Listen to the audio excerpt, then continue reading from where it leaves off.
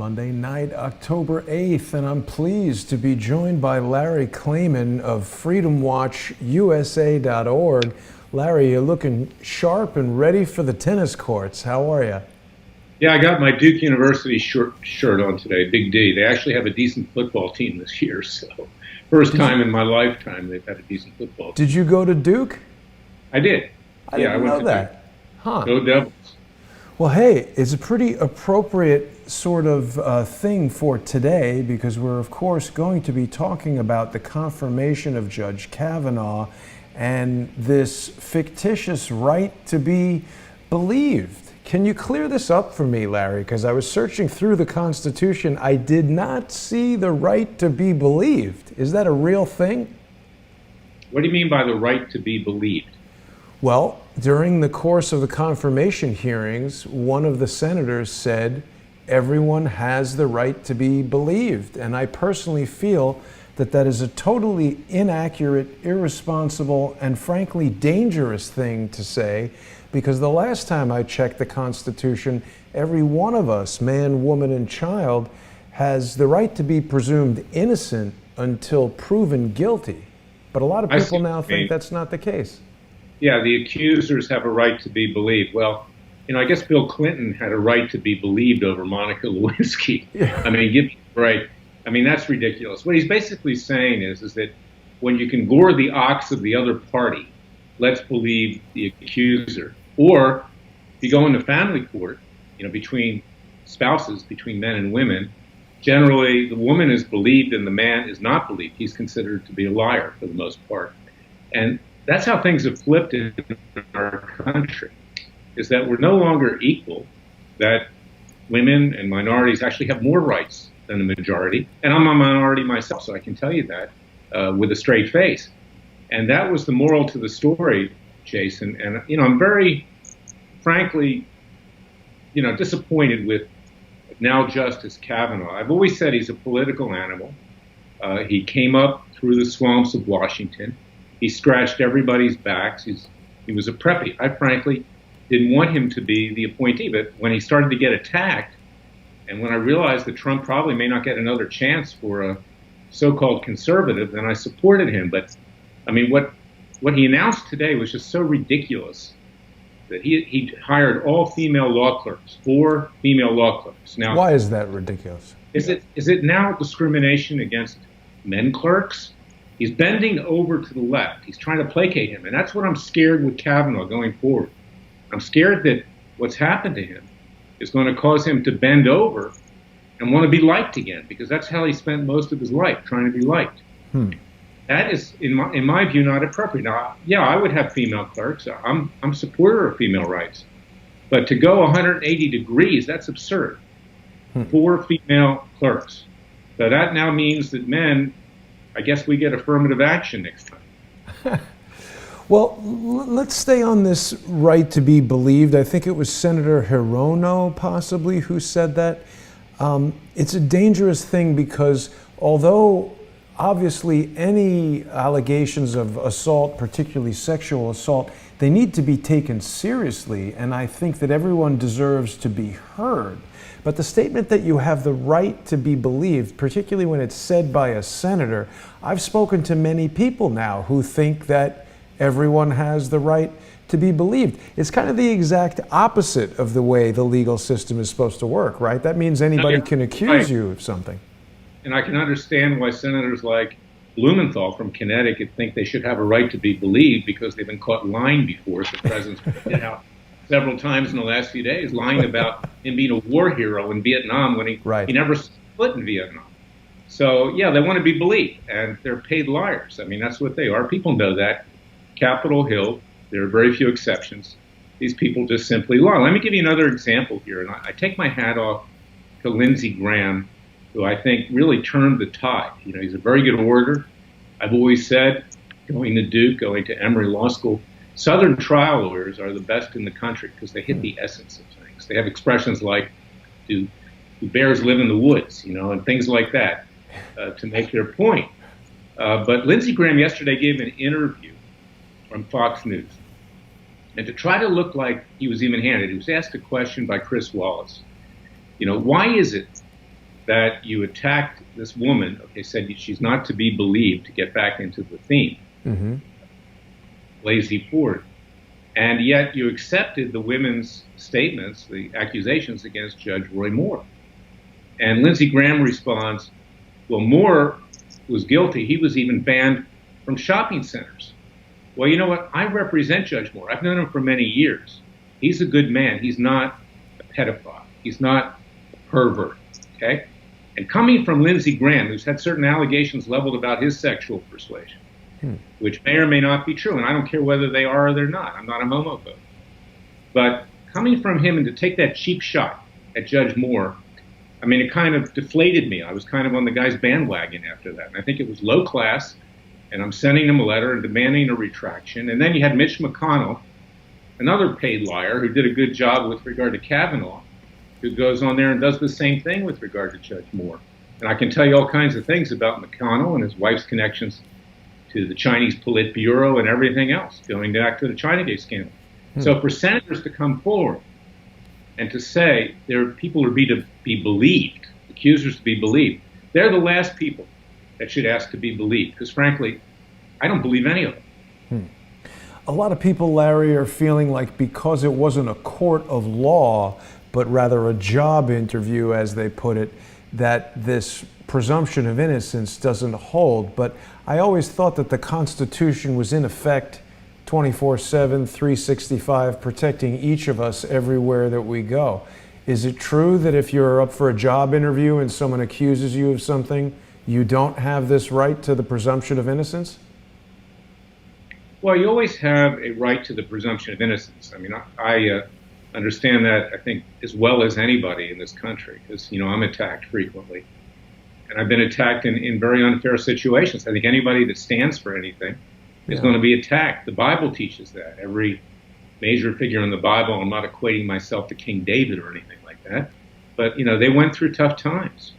And my heart goes out to people that are being accused. But I'll tell you something, Jason, in a sense, is that when you're up to be Supreme Court nominee, notwithstanding what they did to Judge Kavanaugh, which was disgusting, abhorrent, low class, and it shows you the nature of the left in this country, which have basically become a bunch of Bolsheviks. You know, the means justify the ends. Yeah.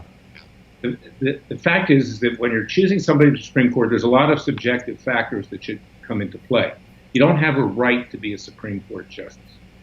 And, you know, we can get into it now or later if you want, but I never would have nominated Judge Kavanaugh for some of the reasons I said at the outset of this show. But when I saw how he was being attacked, and when I saw how the left was playing it, and how they were going to try to negate, you know, somebody who's kind of conservative like Kavanaugh, he's not that conservative, believe me. You know, I realized that we never get another shot here, because if the Democrats take control of the House of Representatives, the next Trump nominee is going to have to be watered down to get through. So as a practical matter, I supported him. But, you know, for subjective factors and objective factors, I never would have, and I didn't in the beginning. He doesn't have a great respect for the Fourth Amendment of the Constitution. And we can talk about that. And I don't know how you can be Supreme Court justice if you don't. Right. Well, let's talk about that. Jared Beck had posted a comment on Facebook. Well, actually, it was an article that he posted yesterday that I was looking at. And it was about a decision that Kavanaugh had made relative to the collection of metadata on phone calls and emails and things like that. And I think it was important that, I mean, these things are always so detailed, and when we hear about them on Fox and CNN and MSNBC, we get little sound bites, and it's tough to really make a well-informed decision from the sound bites that the news gives us, which is why I really enjoy having you on, because we can go in depth on some of these topics.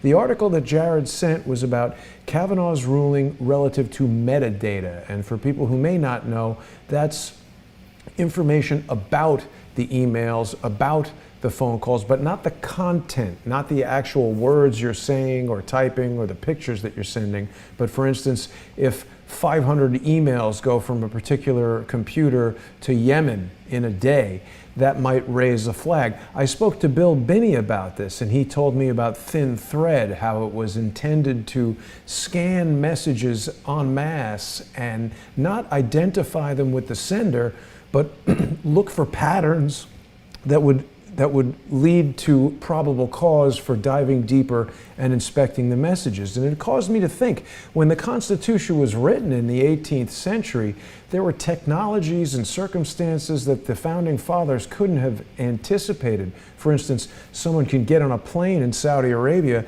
and in 14 hours be in New York City. Most people would have died making that journey in 1776. And how do we find that balance? I mean, the question for me in that article came down to an interpretation of what was a reasonable search. Is it reasonable to look at the quantity of emails sent from a location or not? Let's back up. I respectfully disagree with whoever said metadata does not include content. It was Edward Snowden who revealed that the metadata was being gathered in mass from hundreds of millions of Americans. And despite having gone to Russia, I think Snowden did the country a real service in revealing that. Within days, I went to court on behalf of myself and some of my clients. The case is called Klayman versus Obama. It's a landmark case at this point. And the judge in that case, Judge Richard Leon of the U.S. District Court for the District of Columbia, ultimately entered two preliminary injunctions enjoining the NSA and the Obama administration from collecting the metadata of hundreds of millions of Americans, and that included content. Now, at that point, all kinds of things started to make its way into the press. An Inspector General's report of the NSA found that just in a 6-month period, 2,000 to 3,000 individuals, Americans, their content was illegally surveilled against the Fourth Amendment of the Constitution. There was no probable cause they were committing a crime or had connections to terrorists. They were surveilled by NSA employees. Inside the NSA, virtually everyone who's anybody has the ability to look at the content, listen to the content of telephone calls in particular, and they were. Some of the NSA employees were doing it because they were worried their girlfriends or boyfriends or husbands and wives were cheating on them. They wanted to find out. This is right out of a Hollywood sitcom. Yeah. Not a series, a mini-series. So the problem is that when you put that kind of power in the hands of government officials, particularly since the government is overwhelmingly leftist and Democrat, it can be used as a political weapon. And we've seen it happen with President Trump, the people around him. He was wiretapped. He was unmasked by people in and around Obama. Obama, in all likelihood, ordered it. I mean, nobody believes that that's not the case. There's a lot of evidence to that effect. And this is the problem. Now, once we got those two preliminary injunctions, the Obama Justice Department appealed them to the U.S. Court of Appeals for the District of Columbia Circuit. While that was going on, the Congress, seeing that Judge Leon had made this ruling that this surveillance was almost Orwellian, like 1984, passed the USA Freedom Act, which was meant to alleviate this mass surveillance without probable cause. It made it more difficult. It left the metadata in the hands of the phone companies and the internet providers. But, I mean, we've learned since then that they've continued to violate that. President Trump knows that better than anybody else. Yeah. But at that point, the Justice Department, then run by Obama Attorney General Loretta Lynch, came in and said, well, these orders are now moot. They're moot because there's a new law. And that's all they said. And we want these orders vacated, nullified. It didn't end our cases, but those orders ultimately were ruled by a 3-judge panel of the D.C. Circuit Court of Appeals to be moot. And that's all they said. 2 of them were Clinton and Obama appointees. One was Judge Kavanaugh. Now, he took it upon himself, which is contrary to what judges are supposed to do, to write an opinion when there was no reason to write the opinion. Even the Obama Justice Department didn't ask him to reach the substance of the matter, the merits of the matter, but he wrote it. And then we found out during these Freudian slip, during these confirmation proceedings of Kavanaugh that he was one of the architects of this warrantless wiretap and metadata grab of masses of Americans while he was working as a secretary in the Bush White House. That's when it started, was under Bush. It became worse and more aggravated under Obama. And that explains why he wrote this decision, rubber stamping what had been done. He didn't have to write it. Now, he was called on the carpet by Senator Leahy, ranking member of the Senate Judiciary Committee, during his confirmation hearings. And he tried to justify it by saying, well, there's a new Supreme Court case, and if that had been around, maybe I wouldn't have ruled the way I did. In fact, I probably wouldn't have ruled the way I did.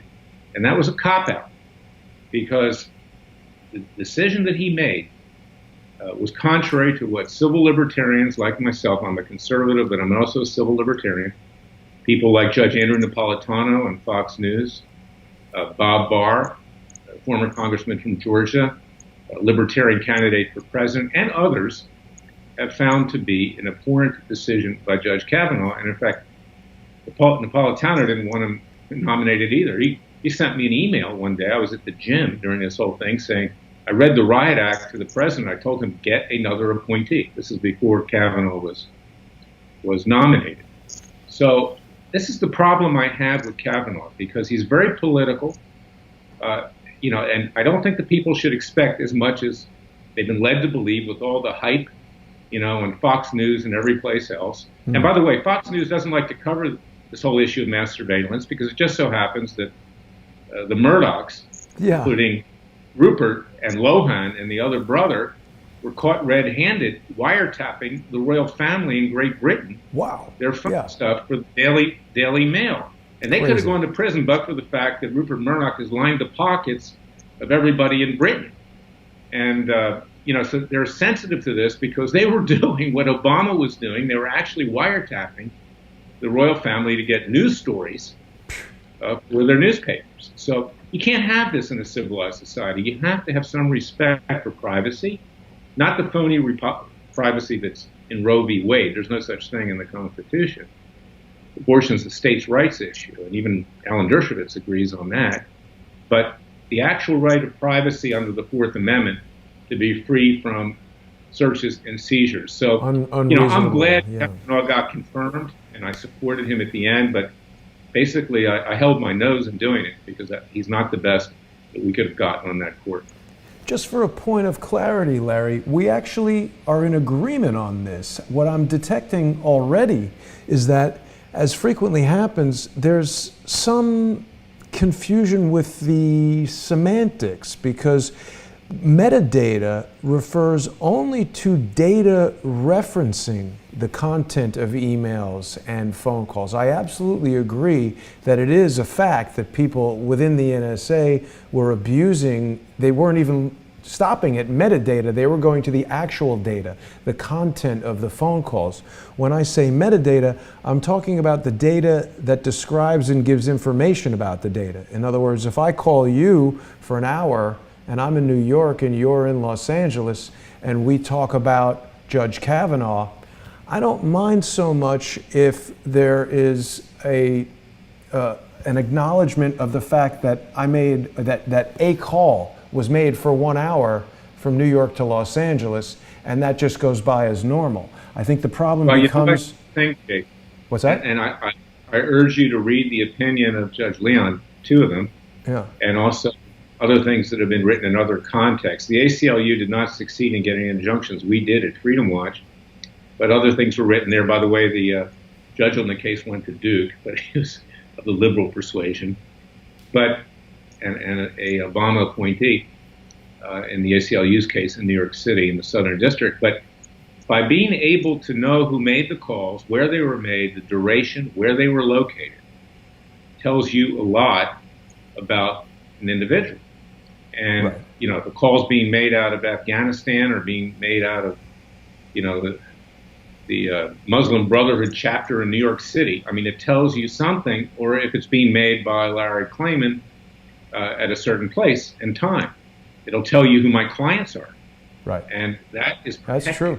You're right. I want to release it. And that's what I did. I brought a lawsuit because my attorney-client confidences were being violated. Now, I'm sure you're right technically with regard to the use of metadata, but it came to be understood that what we were talking about was not just locations, not just durations of calls, right, but also the content. And yes, it's now that's the real point. That is accessed, and anybody that wants to get it at the NSA who has any position of authority can get that content and blackmail people. People couldn't figure out, for instance, why Chief Justice Roberts of the Supreme Court flipped on Obamacare at the last minute. Potentially, what did they get on him? They used to coerce him or blackmail him. I'm not saying they did that, but that's what's frightening about this whole thing. And it was his decision was so nonsensical and absurd, particularly at the last minute, that one has to figure out that maybe there's something in his background that they used as they tried to use it with other people, with Trump and everybody else. I keep coming back to my conversation with Bill Binney, where Bill Binney left the NSA because he was very upset that they took his team's creation, Thin Thread, which was a very complex software application that was specifically intended to maintain the anonymity of the caller and the sensitive. I mean, this is where we're getting into the details, because you raise a point that I hadn't thought of. We don't want to know that it's Larry Klayman making the call to Jason Goodman, because that might suggest that you're representing me, and as you said, just knowing that could violate some privacy. But I can certainly conceive of a reasonable set of circumstances where, as long as the content of our data and our personal information are not being aggregated, obviously we're in total agreement that I don't want the government to save all my phone calls and emails and keystrokes. That's a gross invasion of privacy and an unreasonable search and seizure. But perhaps I read this article that Jared posted incorrectly, but it seemed like a debate about what was reasonable search. And certainly, well, I agree with you. I mean, I said to Judge Leon several times, I said, we're here to further national security, yes, not to negate it. Right. And for instance, under Section 702 of the Foreign Intelligence Surveillance Act, which President Trump got bad advice and reauthorized it without modification, any overseas call or communication could be intercepted. But when you're talking about domestic surveillance, and I know from a whistleblower that I represented that the CIA was involved in all of this too, along with the FBI, and we can talk about that. James Baker, the former general counsel, right, who covered up what the FBI was doing, because they were all in it together, the FBI, the CIA, NSA. Did that domestically with hundreds of millions of Americans, with Supreme Court justices, with 156 judges, with Donald Trump, with prominent businessmen, anybody that criticized the government that was viewed as a threat, is incredibly coercive. And it sends a message to the American people that you shall not rise up and challenge this government, or the government will crush you, that deep state. And I've said, Jason, before, that if King George III had had this capability in the days leading up to the American Revolution, our founding fathers would have never found their way to Philadelphia. They would have been arrested, incarcerated, and executed before they had a chance to sign the Declaration of Independence. And that's the risk here. Not to catch Muslim terrorists, not to catch criminals, but to in fact coerce, blackmail, and enslave the American people in an Orwellian police state. And Judge Leon basically said that in his opinions. I hope you read it. Go to Freedom Watch, not you, but everybody, freedomwatchusa.org. See how dangerous this is. And Judge Kavanaugh has little to no regard for that. And that's frightening. Wow. You know, you can believe in the top 10 commandments, but if one of them, you know, you're right out of the script, I don't think God's going to be in your corner much longer. You know, that's in fact what Kavanaugh did. He wrote the Fourth Amendment out of the Constitution. Wow, that sounds terrible, and I'm definitely disappointed that his confirmation hearing didn't focus more on that type of thing, evaluating his performance as a judge, but rather focused so much on what, I'm going to come out and say it, seems to me like totally false testimony. And I say that, Larry, because not that I don't believe Christine Blasey Ford because she's a woman or she is an alleged victim, but there are just so many problems with her testimony. By her own admission, she was 15 and she had had a beer. Now, You're absolutely right, Jason. You're absolutely right. how does that And impair a 15-year-old? How does that affect her memory? pushed me, yeah, that's what pushed me into Kavanaugh's corner. I mean, just to see that go on and to see that, as Dershowitz has said and others have said, that men no longer have many of any rights here when it comes to these kinds of allegations. Whether it's Judge Moore in Alabama, he didn't do anything to the women that he was accused of, and in any event, it was even older. It was 40 years than what Kavanaugh was accused of. But they burned him at the stake because he was going up against the Republican establishment, so they threw him under the bus. And you can see Lindsey Graham doing it just a few days ago, and last Sunday you can see McConnell doing it. It's a cheap shot. You know, Hannity did that on Fox News. He was a big supporter of Moore, and then he ran away from him because it's going to cost him advertisers and ratings. I'm not that kind of person. You're not that kind of person. You know, I believe that there's a right and a wrong, and men deserve the same rights as women. And women, there are legitimate cases of sexual abuse. Harvey Weinstein, there are, you know, Kevin Spacey. I mean, he abused young boys. Yeah. And you got Cosby, who deserves what he's getting. But, you know, not every man is guilty. And you go into family court every day, and you'll see that men get the short end of the stick. Is that they're presumed guilty, and they're not even given a chance to be proven innocent. I mean, there are men who are accused of sexual abuse of their children who have gone off the deep end and jumped off buildings before they could even prove their case. It's an outrage in our society, and we've flipped everything. Just use racism, use sexism, and you know, all of a sudden the majority is second class, and the majority shouldn't be first class. It should be equal class with the rest of this country. I think this actually transcends a matter of majority, minority, male, female. I think, to me, this is an issue that affects every person equally. It's, in my mind, not relevant that it was a woman accusing a man or that the accusation was sexual assault. I think we have to jealously protect this right to be presumed innocent, because if the type of thing that happened during the Kavanaugh hearing were allowed to stand, anyone could accuse anyone of anything, and by that logic, the accuser must be believed. They have the right to be believed, and the more serious the crime, the more the accuser should be believed. It's a dangerous road for us to go down. No, it is, you know, and I think we've been taught a lesson. Let's not forget it. That's why I'm disappointed at Judge Kavanaugh, feeling that he had to appoint 4 female clerks, all of his clerks. Okay, that's fine. Women lawyers are good. I employ women lawyers, and you know, I've met them. There's no reason not to. But you know, now he's bending over to the left. He wants to be liked, and I was hoping that this experience that he went through would make him a better justice, because he now knows. Excuse me. He now knows what it's like for life at street level. Yes. Facts of life, and you know, he's now experienced adversity. This is a guy who was born with a silver spoon in his mouth. This is a guy who went to prep school, Georgetown Prep, which is a feeder to Yale. He went to undergrad and grad. He's been in exclusive fraternities at Yale. His mother is a judge. They're wealthy. They were a member of Chevy Chase Country Club, and they still are. He's been sheltered from the world.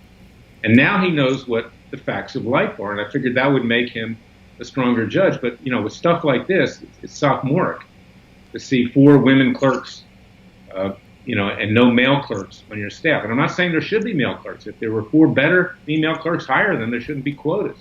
But, you know, it's pretty easy to see what his motivation is with the PR that's out there today, which has been generated by him and others in and around him. I tend to agree with you. I feel like this life experience, I hope at least, will make him a better judge and more thoughtful of what it's like to be on the other end of being judged. So let's talk a bit about Mr. Baker, who recently made a big splash with his explosive testimony on the abnormal handling of the Russia probe into the Trump campaign. This was in Fox News just a few days ago. What can you tell us about Mr. Baker and what we expect to happen? It seems like Mueller's case is falling apart every day. Well, I've had a lot of experience with James Baker. And let's back up again. After Snowden, the whistleblower, came to me, he said he had left the NSA, the CIA, and the FBI as a contractor, that he developed a certain software that could be used for facial recognition and for spying. And in fact, he was an architect of this metadata software in part. And he left with 47 hard drives, 600 million pages of information, much of which was classified, showing this mass surveillance against Supreme Court justices, judges, Donald Trump, businessmen, like I said, anybody who challenged the government, including yours truly. They got my banking records back in 2007 in Miami from Colonial Bank. I mean, he literally, told me that. I mean, it was like you were going to a psychic that he knew where I banked, okay? So, I took him to a judge in Washington, D.C., one of the few people I trust in Washington, probably the only person. Emmett Sullivan.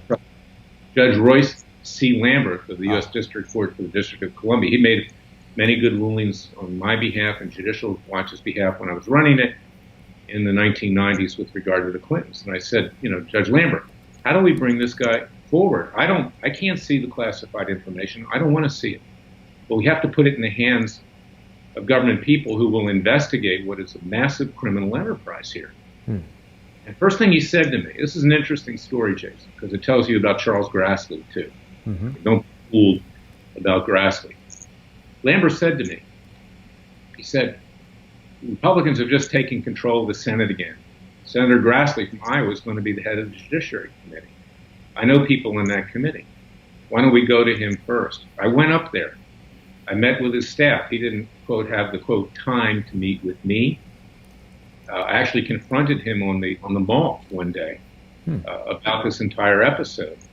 And I met with some of his junior staff who basically buried this investigation and said to me, why don't you go to the Obama Defense Department for the Inspector General? I said, I'm not taking my client there. That's going into the devil's lair. Why would I do that? Because my client had left with classified information, and I wanted to get him immunity. So I went back to Lambert, and I said, Judge Lambert, what do we do now? He says, well, let's go to the FBI.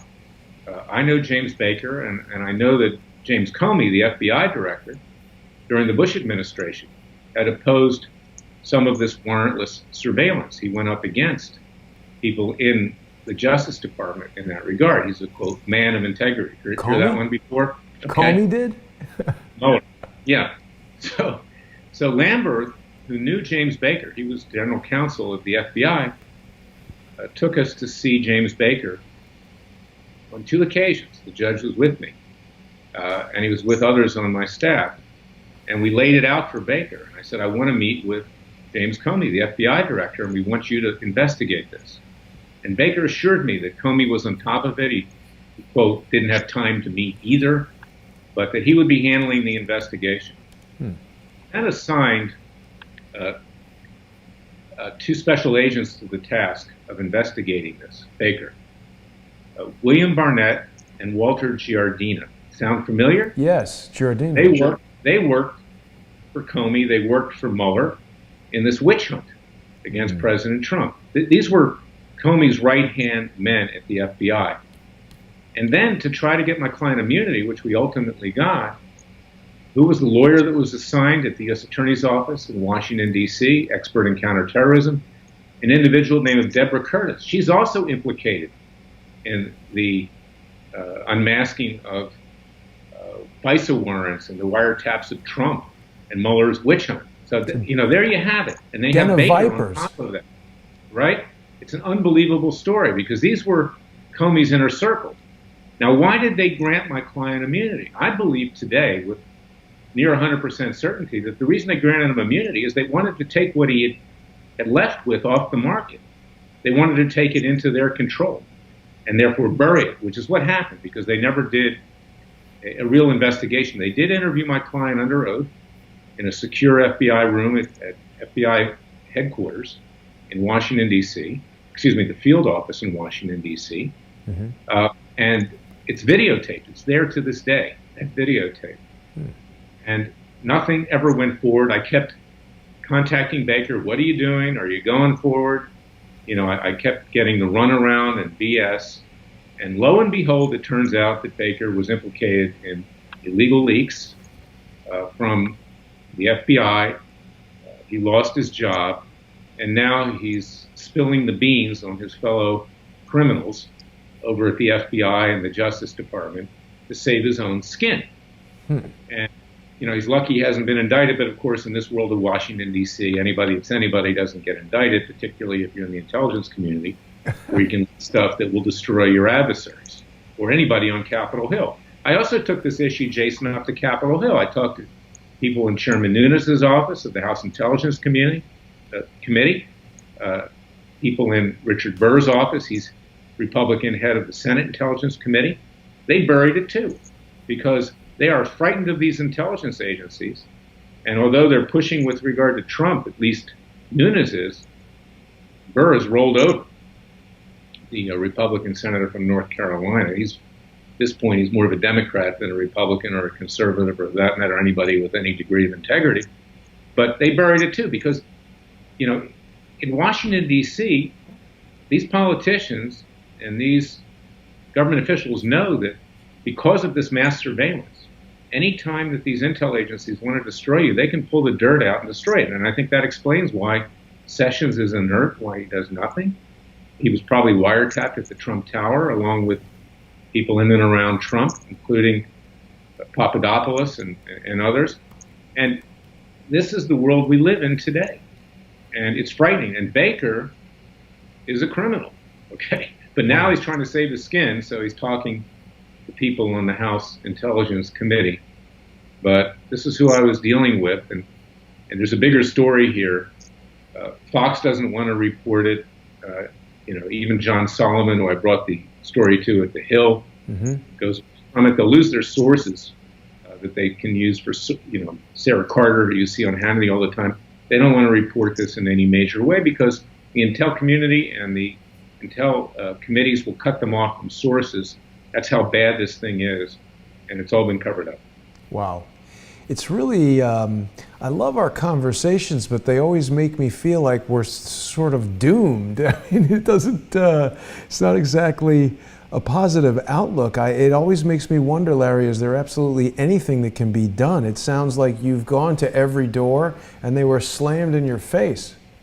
Well, you know why I am the way I am, Jason? What's that comedian's name whose theme was always doomed? Jewish comedian. He was funny. He was friends of Larry David. He was on that show, Curb Your Enthusiasm, from time to time. Richard Lewis? Yeah, Richard Lewis. Yeah, that's his theme. Doomed. Okay, we are doomed, and that's why we have our citizens' grand juries. That's why I speak the truth. Look, Jason, if I can't speak the truth as I see it, I give up. I quit. I'm going to go flip hamburgers at McDonald's or Arby's. Give me the meat. Because we got the meats. Because every single day, excuse the French, except for you and except for a few others, you just hear bullshit, total bullshit, okay? And the American people are getting wise to it. And it's time that they understand the facts of life. And we are in a crisis. And, whether it's, certain cable networks, I get to say what I believe on Newsmax. I love Newsmax, and I get to do it on some other cable shows. But I'm not on Fox because I can't say this stuff. Right. And, I can't say that Obama favored, Muslim interests because he's half Muslim. It's obvious, okay, what the story is. So, it's time that the people understand the truth. And yes, we are facing a second American revolution, whether it's from left-wing vigilante groups like Antifa or whether it's from disgusting congressmen and senators on Capitol Hill, or whether it's in violence in other quarters, or whether it's these compromised judges on the federal bench who scratch the backs of the people that put them in power. The American people have to understand that we're disintegrating from within like ancient Rome and Greece. And I'm afraid, and I'm trying to avoid it. I'm doing everything I can. I don't want to see a violent revolution, but I do believe that we're headed there, ultimately. I think we're seeing that, or at least shades of that, every day when we see these people storming the Supreme Court. There was an article just earlier today on TruePundit.com that was talking about a school teacher who's been put on academic leave for putting out a tweet suggesting that someone should kill Justice Kavanaugh. It's really bad. Ever see the Pelican Brief with John Grisham? Yeah.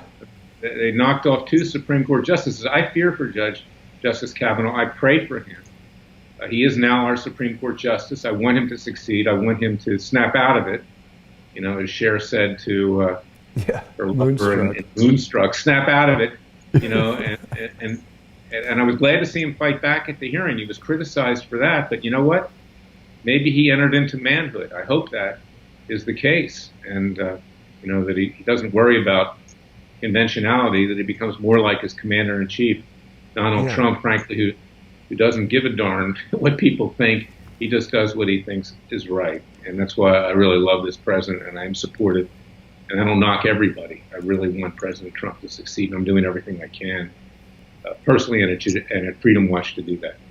Yeah, and I was pleased the way that President Trump stood up for Kavanaugh during the confirmation hearings. And Larry, I was just looking here at freedomwatchusa.org, and I see that you've created a new web page, citizensgrandjury.org. What's happening with the Citizens Grand Jury development? I pushed the date back a little bit to early to mid-November. We're going to be doing it in Orange County. It saves costs. We've got a lot of great volunteers there. And it is a conservative part of California. It's one of the few conservative counties in California. So yes, we're proceeding ahead, and our first targets to be indicted are Robert Mueller, Rod Rosenstein, his lackey of a deputy attorney general. That we can talk about that and what's going on today with that, and Jeff Sessions himself. All of them should be indicted for obstructing justice and preventing, you know, things moving forward with regard to the Clintons, Obamas, George Soros, and others. We'll get to them next, shortly thereafter. But first, we have to legally take out Robert Mueller, because he's got an impeachment report on his desk. He didn't just let 2 prosecutors go recently for no reason. They've already got something to try to destroy this president, and it'll come out shortly after the midterms. And if the Democrats take control of the House of Representatives, the president will be impeached, and Judge Kavanaugh will wind up being impeached, and this country will be ground to a halt. So the first order of business is to legally get rid of Mueller, Rosenstein, and Sessions, because they are, frankly, the villains. And in terms of Mueller, I firmly believe that he has leaked grand jury information for the last 2 years. That's illegal. That's criminal. The Justice Department and FBI have been dragging their heels. Finally, Judge Sullivan said, cough it all up by November 2nd, or there's going to be repercussions. I don't want to hear about computer glitches, as we talked about last time. Oh, so that's a new development. Yeah, that's a new development. I've been so busy, I don't have time to publicize everything. You can go to freedomwatchusa.org and see what we're doing. Please contribute to our cause. Tax-deductible contributions. We need to get bigger. But yeah, we need to take Mueller out legally, and that's my first order of business, because, you know, we haven't heard much about him in the last few weeks because of the Kavanaugh hearings and confirmation. But he's out there, and he's a threat. He's looming large, and he's a product of the Republican and Democrat establishments. People say, oh, he's a Republican. Well, it doesn't really matter whether you're a Democrat or Republican. It's the National Football League, American Conference, National Conference. The Republican establishment wants to destroy Trump, too. The Karl Roves of the world and others want to take this president down because he's deprived them of a large portion of their money train and power.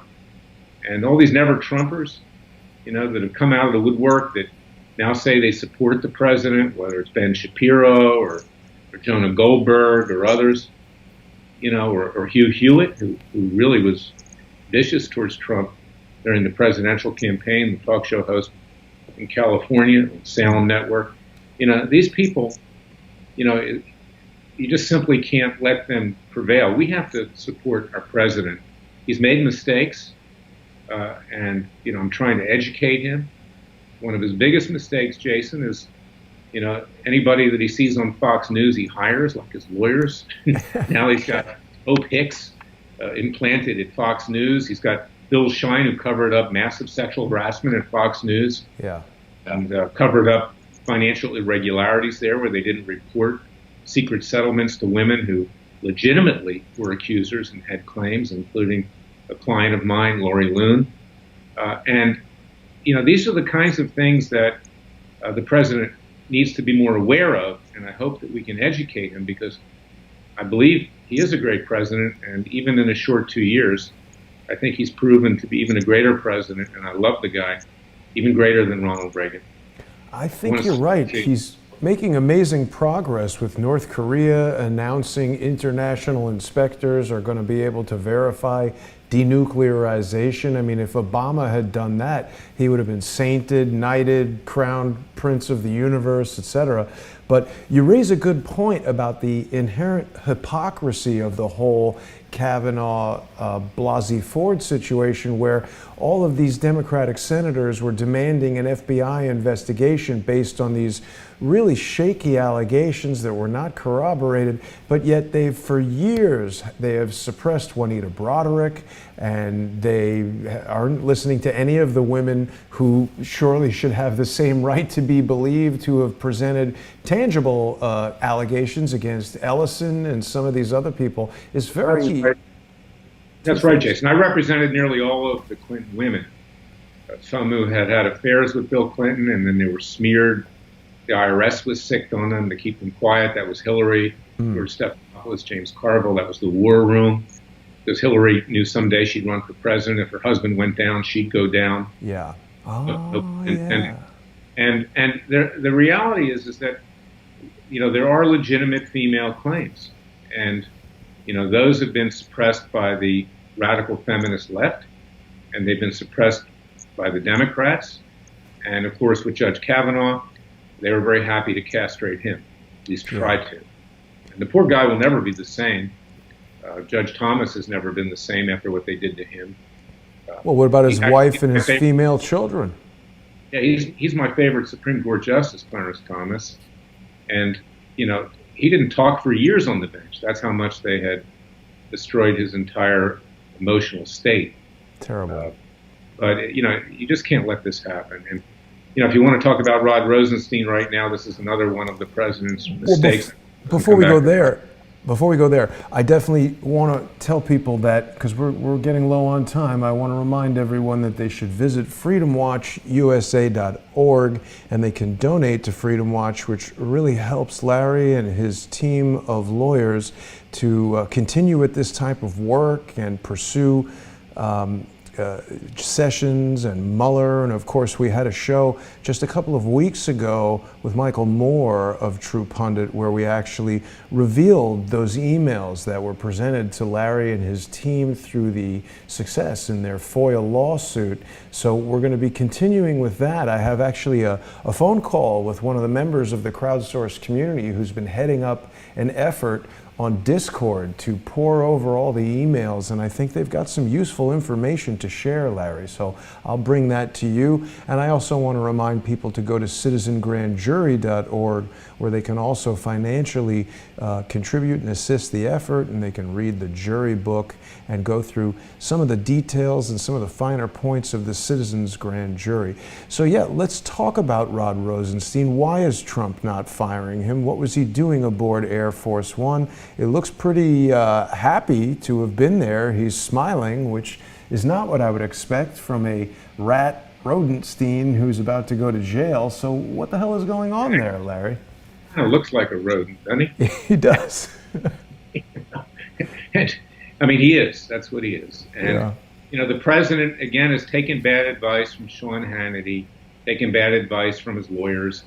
And how do you let somebody stay as Deputy Attorney General when he discussed wiring himself, recording you surreptitiously, and then using that to get you removed under the 25th Amendment, claiming that you're mentally unstable? I don't care if he's joking or not. And we also know he's been rubber stamping everything that Mueller wants. He expanded Mueller's authority so Mueller could conduct the witch hunt. And on principle, you can't leave Brutus in charge of the Roman Senate. You can't do it. I mean, Caesar's going to get it in the back. In this case, it's Trump. But yes, this Machiavellian cuteness, this approach, Trump has been told, if you keep Rosenstein close by Hannity and others, you will own Rosenstein. You can get him to shine your shoes, and you'll get him, because to fire him would end his career. He's not just a political appointee, but he's been a government functionary for all these years.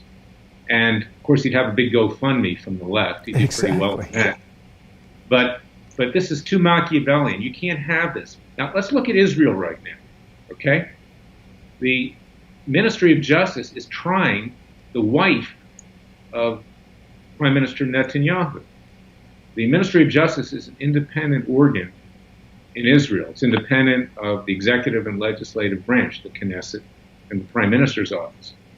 Now, this is probably a witch hunt against Netanyahu. The wife is being accused of using $100,000 of Israeli government money to cater some events at the Prime Minister's house. And that's allegedly technically illegal because she has a cook, okay? Now, isn't it a sad state of affairs when Israel has a justice system that will hold the Prime Minister accountable and try her in a criminal court? Yeah. And the United States hasn't laid a glove on any president or anybody at any level in the history of this country for committing crimes. And we know that presidents have committed crimes. I have a civil finding that Clinton committed a crime. Yeah. But no one's ever held him accountable. That's why we have our citizens' grand juries. I'm getting back to the point, is that no one at this high level is ever held accountable. Rosenstein's part of the club. He's part of the Democrat-Republican club. Mueller's part of the club. Sessions is part of the club. They're all part of the club. You burn middle-level people like Scooter Libby in the Cheney White House, Bush-Cheney White House, but you don't get the hires up. And that's why the Clintons walk off scot-free. It's why the Obamas walk off scot-free. It's why George W. Bush walks off scot-free for warrantless wiretaps. And it's why, Nixon ultimately walked off scot-free. And, by default, he comes out as one of the better presidents of our lifetime. It's sad.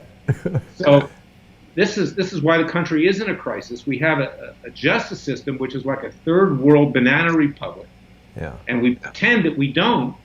It's delusional. So, yeah, Rosenstein's going to survive because now Trump thinks that he can lead him around by his leash. He's been told that.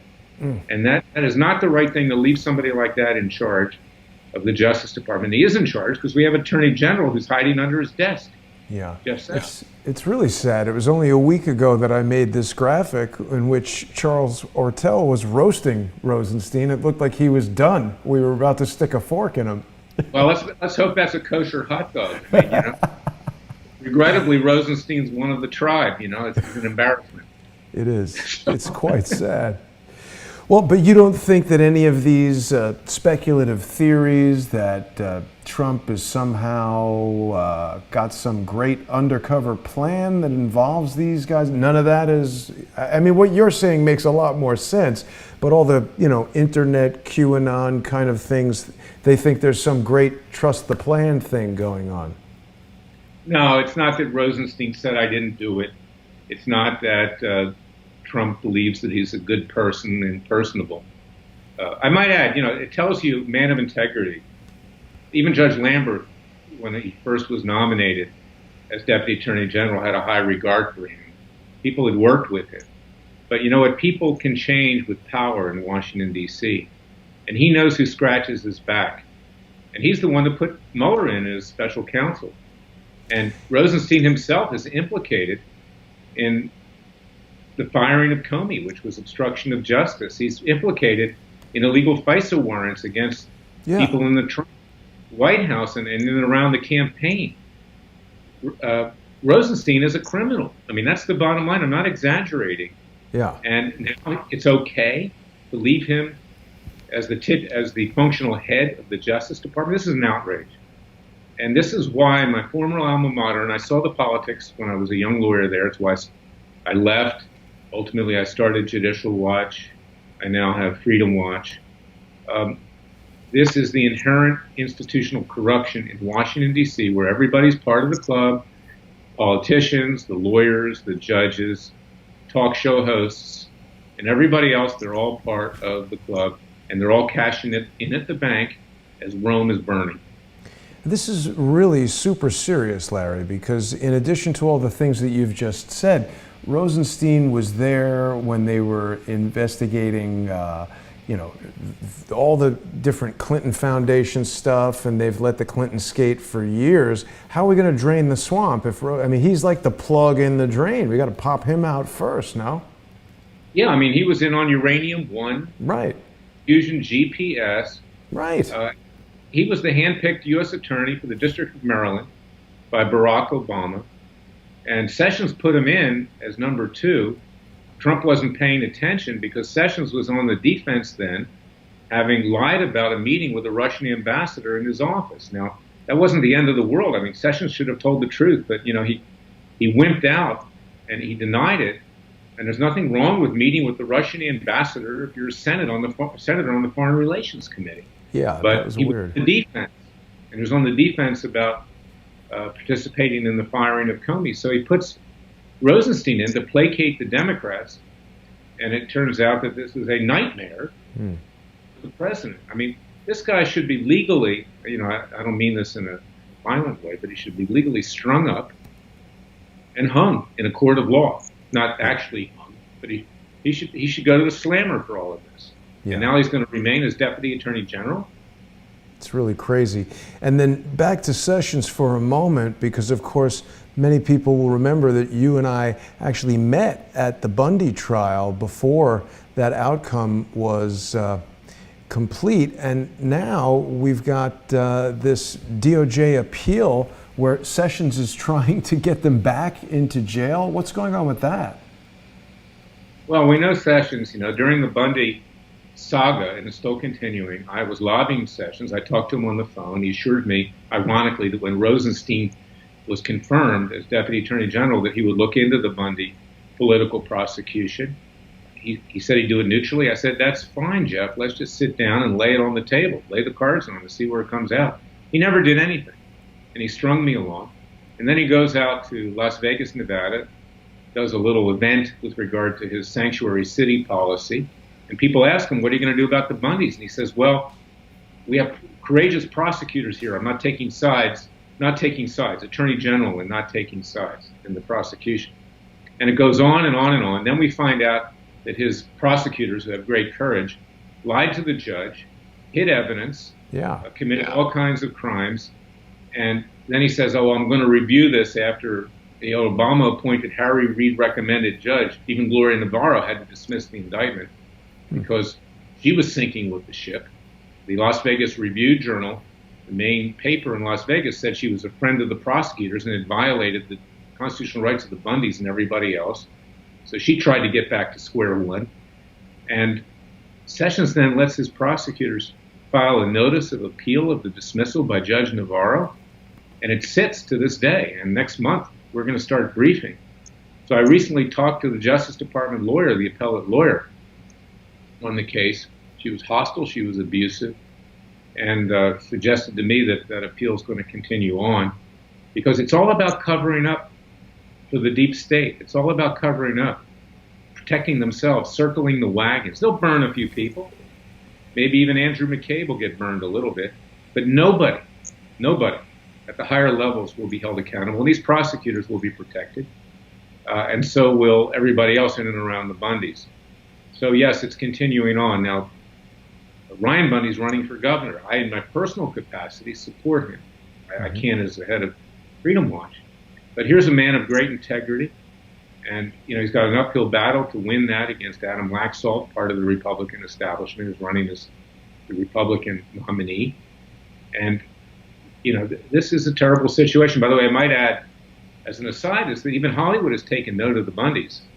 There are two shows, quite good shows today on the air, miniseries. Well, not miniseries, they're a series. One is called Yellowstone with Kevin Costner, which is very similar to the Bundys, although the head of the family does illegal things and Klayman would never do that. He's a good side and a bad side. It's insidious. They're trying to convince people that the Bundys are doing illegal things with that show. Yeah, and then there's Heartland, which is Canadian television, which is about ranching, because that is the heart and soul of this country, are ranchers and the land, the West. It's the only thing you can count on, and it's the only thing that stays constant. This land is our land, and our way of life is being destroyed, and the Bundys stood there for the American people against the tyranny of the federal government that wanted to take their land away from them and sell off to the communist Chinese. That's what Harry Reid was reportedly doing. Right. And, you know, this is our country. The land is our land, whether it's Israel or the United States. It's our land. You know, Larry, this is a particularly upsetting situation for me because I didn't know much about the Bundy case at all when it was happening. You know, there's a tendency, I think that was Nevada and ranching. I'm here in New York City. Cattle to me come wrapped in plastic in the supermarket. You don't really think about these kind of things. But when I started to get into it and when I went there, and before I met you, the day I went to the courthouse, I met with all the people who came to support the Bundys, and they accepted me there as part of the team that was supporting them. I listened to the testimony from a couple of witnesses, saw Ryan Bundy defend himself. He's so impressive. I endorse him for what he's running for there. And I frankly endorse the entire Bundy family. Incredibly impressive, incredibly kind people. And just the very fact that this appeal is being allowed to be filed means more oppression, more stress. I mean, Klayman Bundy is an old man. He doesn't need to worry about these court cases and the money and everything. I do want to suggest that people who agree with me should absolutely go to freedomwatchusa.org and donate, because we cannot let the government take our tax dollars to then go and appeal these, what was the words that was used? It was a gross violation of their constitutional rights? Right. Well, they had every constitutional right violated you could think of. Right to counsel with me, Sixth Amendment rights with regard to other aspects of their case. Fourth Amendment rights were violated. First Amendment, freedom of speech, freedom of religion. They were persecuted because they were Mormons as well. It's terrible. They came out with a whistleblower, Larry Wooten. You know, and it's an outrage. They're a great family. They are true American heroes. And, you know, again, Fox News never would put them on the air after Klayman made a remark equating what happened to him to the Negro in the Old South. He loves African American people. And Jason, it was great because I got to meet you, and you're great. And I really appreciate Crowdsource the Truth and what you do, because you allow me and others to tell the truth. And that's where your name comes from. And you're an integral part of trying to save this country, because you don't get it, you know, in the mainstream media. You don't.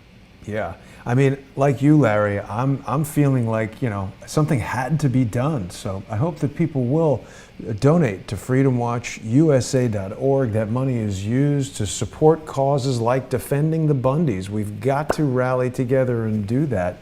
Larry, I want to thank you for taking the time out of your busy day to join me here. Tomorrow night, we're going to have another episode of More Pain with Michael Moore. So people watching, hopefully, will go to patreon.com/crowdsourcethetruth. You can also watch those episodes on patreon.com/truepundit.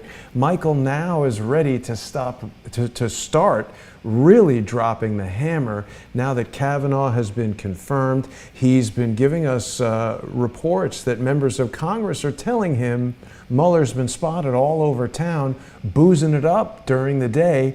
That seems pretty irresponsible for a guy who's supposed to be conducting one of the most important investigations that could be going. So hopefully, Larry, I'll have my conversation with the dissenter tomorrow, and we'll see what all the crowdsourced community has been able to learn from reading the emails and text messages that we got so far. November 2nd, you're going to have another trove of emails. I'd love to invite you back. Hopefully we'll get a chance to talk before then, but I know you're quite busy. We'll go over those and let people go through them, and hopefully we can stop some of this injustice.